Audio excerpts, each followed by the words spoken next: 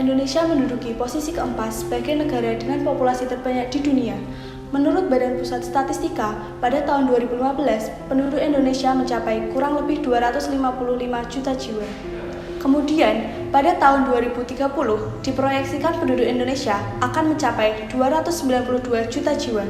Sedangkan, pada tahun 2045 diproyeksikan akan mencapai 311 juta jiwa. Seiring dengan pertumbuhan penduduk, maka kebutuhan energi semakin lama akan semakin banyak.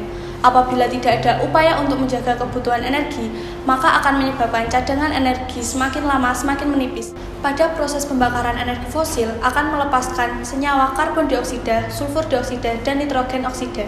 Senyawa tersebut menyebabkan pencemaran udara seperti hujan asam dan pemanasan global yang berdampak buruk bagi kesehatan. Indonesia produksi minyak sebesar 1,18 juta barel per hari, sementara konsumsi minyak sebesar 1,21 juta barel per hari. Saat ini, banyak muncul energi terbarukan seperti gelombang laut, panas bumi, angin, matahari, biomas yang masih belum dimanfaatkan secara optimal. Bila energi terbarukan dimanfaatkan secara optimal, akan menghasilkan energi listrik sebesar 432 gigawatt atau 7-8 kali dari total kapasitas pembangkit yang terpasang saat ini. Salah satu energi terbarukan yang masih belum dimanfaatkan secara optimal adalah biogas. Biogas dihasilkan secara alami dengan menggunakan penguraian sampah organik yang berasal dari kotoran hewan. Dengan adanya suatu permasalahan terkait energi minyak bumi, maka kami mempunyai inovasi untuk memanfaatkan energi biomas yang digunakan sebagai charging station.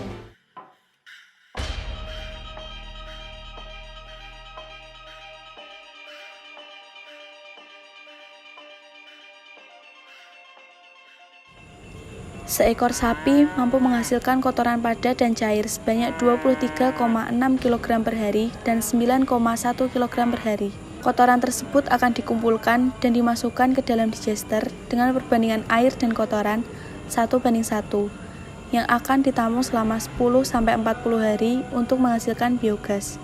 Setelah dari digester, biogas akan menuju ke tangki purifikasi untuk proses pemurnian biogas dan menghasilkan biogas murni. Bahan bakar dari tangki bensin dan tangki biogas akan dialirkan menuju tangki genset untuk melakukan proses pembakaran, yaitu antara biogas dengan bensin. Flow meter pada sistem akan berfungsi untuk mensensing flow rate untuk mengirimkan sinyal ke controller yang mengatur bukaan MUV. Bahan bakar bensin dan biogas dikontrol rasio guna meminimalisir penggunaan bensin dan memaksimalkan penggunaan biogas. Apabila kebutuhan kotoran sapi kurang dari 163,5 kg per hari, maka dibutuhkan bahan bakar bensin. Apabila kebutuhan biogas yang dibutuhkan melebihi dari 163,5 kg per hari, maka genset single fuel menggunakan bahan bakar biogas dapat digunakan. Dari hasil simulasi, didapat grafik respon dengan set point daya 800 watt dengan time sample 10 detik, yaitu didapat nilai respon terbaik mass flow rate udara 0,03038 kg per detik. Mass flow rate biogas 0,001892 kg per detik, dan dengan mass flow rate bensin konstan 0,00125 kg per detik. Didapatkan nilai overshoot 0 dan error kurang dari 2% dengan nilai rasio udara dan bahan bakar terbaik, yaitu 15,06. Output dari genset yang akan terhubung dengan charging station. Arus dalam charging station terbagi menjadi dua, yaitu AC dan DC. Arus AC digunakan untuk piranti elektronik, sedangkan arus DC akan digunakan untuk baterai. Box panel yang berisikan controller akan mengirimkan sinyal ke HP seseorang sebagai bentuk monitoring, mulai dari monitoring rasio di genset hingga monitoring tegangan, arus, frekuensi yang masuk ke dalam charging station. Inovasi charging station yang kami gagas bisa diajukan di lembaga HKI atau Hak Kekayaan Intelektual dan EU Paten, yang dikarenakan masih belum adanya pemanfaatan biogas menjadi charging station menggunakan mode kontrol PID dan sistem IoT. Harga daripada charging station menggunakan solar cell masih bernilai mahal. Pada saat alat ini diimplementasikan, maka estimasi nilai level TKT atau tingkat kesiapterapan teknologi adalah 5. Dengan penjelasannya adalah, alat kami sudah disimulasi dengan software MATLAB dengan input dan output yang berbeda-beda. Dampak sosial yaitu memanfaatkan charging station untuk mengisi daya listrik perangkat elektronik dan baterai kendaraan listrik bagi masyarakat umum.